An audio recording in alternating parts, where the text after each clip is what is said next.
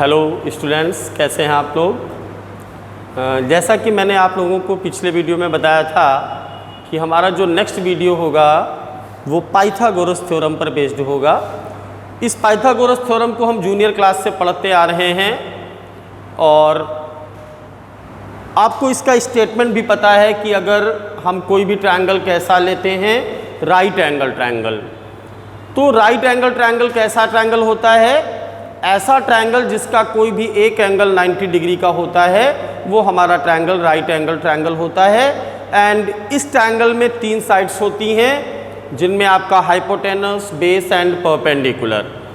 तो आपने एक रिलेशन पढ़ा है and this relation was given by mathematician Pythagoras, so this theorem is named as Pythagoras theorem. What relation is that? Look here, in a right angle triangle the square of the hypotenuse, अगर हम hypotenuse का square करते हैं तो it is equal to the sum of the squares of the other 2 sides. मतलब उस hypotenuse का square बाकी जो 2 साइड बचती हैं उनके स्क्वायर के सम के इक्वल होता है। तो आइए इसका प्रूफ देखते हैं। थ्योरम को प्रूफ करने के लिए मैंने बताया कि first we have to draw a figure. Here बात हो रही है एक राइट एंगल ट्रायंगल की, तो मैंने एक राइट एंगल ट्रायंगल ड्रा किया जिसका एंगल बी राइट एंगल है। तो it's opposite AC will be hypotenuse, BC will be base and AB will be perpendicular. First you will write given. Given में a triangle ABC in which angle B जो हमारा है that is 90 degree. Now to prove square of hypotenuse means AC square, that is equals to AB square plus BC square। अब construction, तो हम chapter पढ़ रहे थे कौन, सिमिलरिटी ऑफ ट्रायंगल्स। तो इस थ्योरम को हम सिमिलरिटी की हेल्प से प्रूव करना सीखेंगे। क्या करना है? जो हमारा राइट एंगल ट्रायंगल है उसके राइट वर्टेक्स से हाइपोटेनस पर एक परपेंडिकुलर ड्रा कर दीजिए, नेम दैट BD। तो draw BD perpendicular on AC। BD हमने क्या किया? AC पर परपेंडिकुलर ड्रा कर दिया।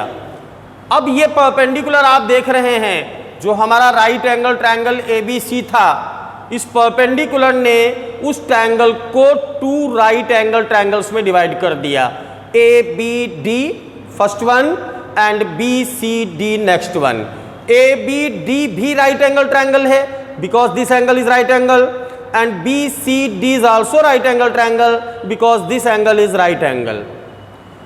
अब हमारा यहां पर वर्क क्या होता, हम प्रूफ में आते हैं। तो ये रूल भी है, याद रखना है कि जब हम किसी भी राइट एंगल ट्रायंगल में राइट एंगल वर्टेक्स से हाइपोटेनस पर परपेंडिकुलर ड्रा करते हैं तो वो परपेंडिकुलर उस ट्रायंगल को जिन 2 राइट एंगल्स में डिवाइड करता है, each right angle triangle will be similar to original right angle triangle. Means ABD ABC के सिमिलर होगा, BCD is also similar to ABC। How? आइए सीखते हैं। तो हियर इन ट्रायंगल ABD और नेक्स्ट मैंने लिया ओरिजिनल ABC, इन दोनों में हम सिमिलरिटी लगाते हैं।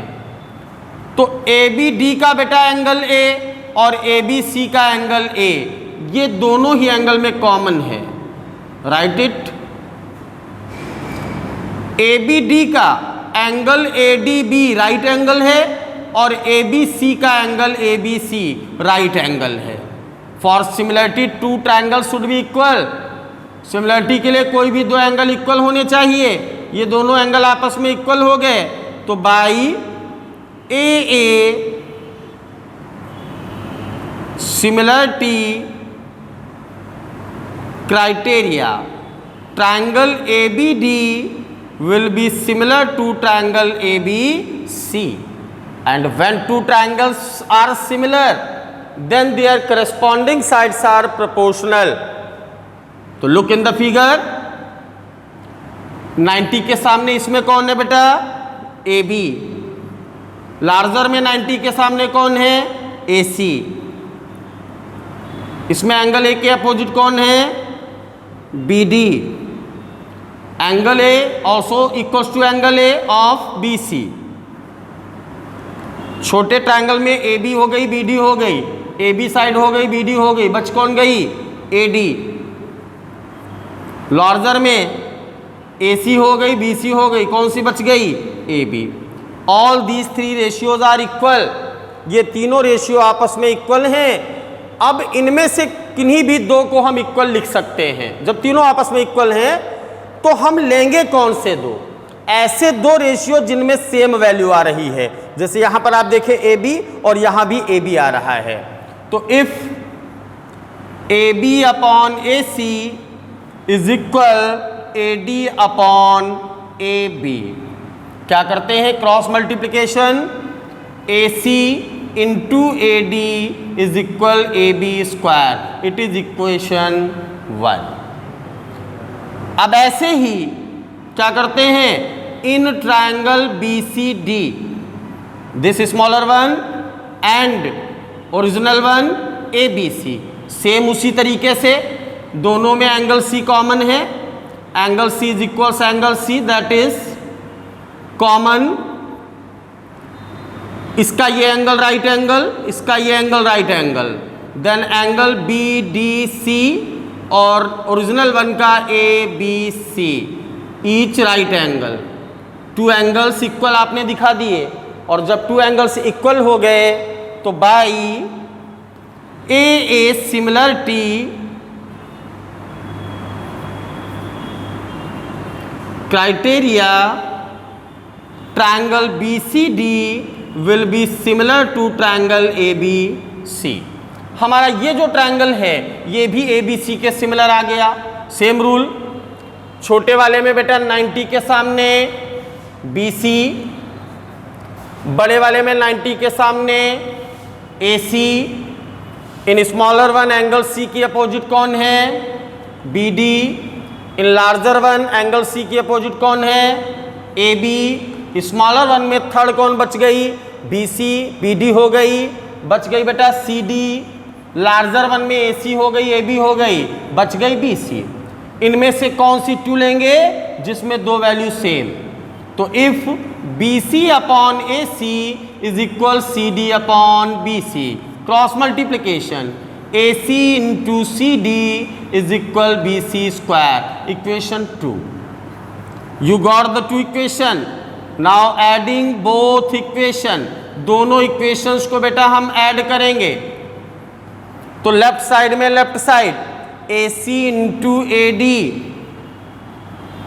Plus A C into C D. Right side में आइए, A B square plus B C square. इन दोनों में ए सी कॉमन है तो पहले टर्म में बच गया ए डी, दूसरे टर्म में बच गया C D, is equal A B square plus B C square. A C by figure इन दोनों को ऐड करेंगे तो ए डी में जब सी डी ऐड होगा क्या आएगा स्टूडेंट्स? ए सी। इसके प्लेस पर A C, that is A B square plus B C square. A C को ए सी से मल्टीप्लाई किया, A C square is equal A B square plus B C square. And you want to prove that is the Pythagoras theorem. A C square किसके equal? A B square plus B C square के equal आ गया। तो this theorem is very very important.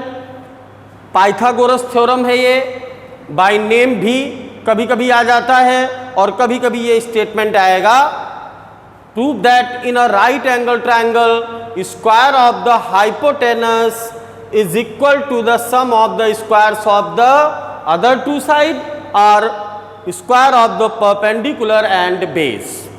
Okay students, तो ये theorem बेटा बहुत ही important है और इस पर बेस्ड अगली जो एक्सरसाइज मैं करवाऊंगा एनसीईआरटी की 6.5 वो कंप्लीटली बेटा पाइथागोरस थ्योरम पर बेस्ड है। उसमें से एक क्वेश्चन आपको बोर्ड एग्जाम में श्योर मिलेगा, 100% आपको मिलना है।